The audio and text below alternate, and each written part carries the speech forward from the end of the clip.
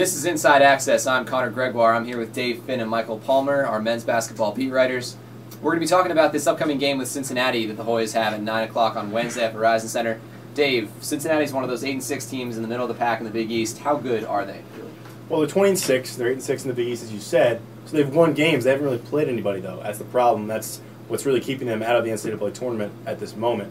Their big wins are against Xavier. That was their only marquee win in the non-conference. Louisville in the Big East, and they also beat St. John's. That was when St. John's was kind of going through a tough stretch. So Cincinnati, it's tough to say how good they are. They have a chance to prove how good they are now. They have Georgetown coming up twice, and UConn as well, plus Marquette. So we'll just have to see about the Bearcats. Yeah, and two things to note is that Xavier and Louisville wins for them were both at home, and they beat St. John's only by 2 on the road. Right now they have the 98th ranked strength of schedule. That's going to hurt them. They're right under the top 40 in the RPI, and with 2 games against the Hoyas and Marquette and UConn, that RPI could drop if they don't win any of these games. So they're kind of in desperation mode right now.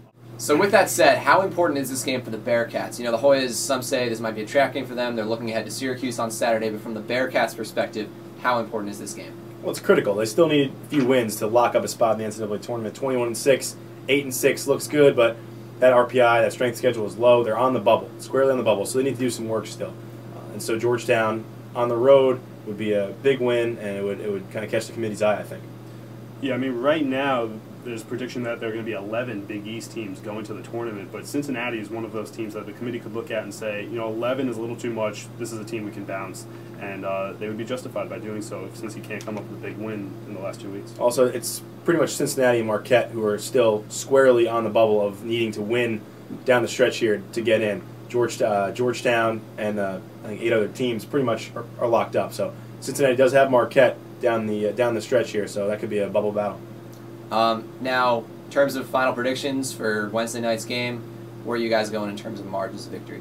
Mike? Well, this is senior week, and the Hoyas are coming home after a long road trip at UConn and USF. They traveled a lot. It's Austin Freeman's, Chris Wright's, and Julian Vaughn's last 2 games at home. The Hoyas have played well at home this whole year, especially since January, since the loss to Pitt. I like the Hoyas by 8. Dave? Well, I think it's going to be a close game. Cincinnati can play a little bit of defense. They've held some opponents under 50 points this year so far. Yancey Gates will be a load inside. Deion Dixon on the perimeter. I think it's going to be a close game. Georgetown hasn't been playing as well as they did during that 8-game winning streak. They lost to UConn. They weren't able to really stop Kemba Walker. And obviously scuffled through a loss at South Florida. So I think it's going to be a close game, but Georgetown pulls it out. They get their 22nd win, and they go and win by 5 or 6. All right, I'm Connor Gregoire for Dave Finn and Michael Palmer. This has been Inside Access. We'll be back later in the week to recap Cincinnati and look ahead to Syracuse.